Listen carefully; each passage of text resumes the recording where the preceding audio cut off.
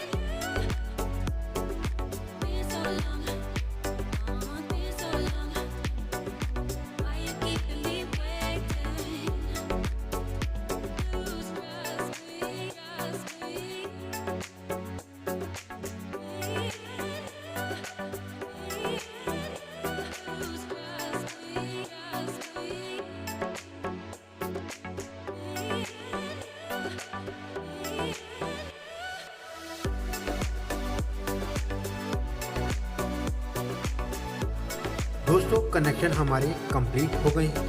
अब हम होल्डरों में बल्बों को फिट करेंगे।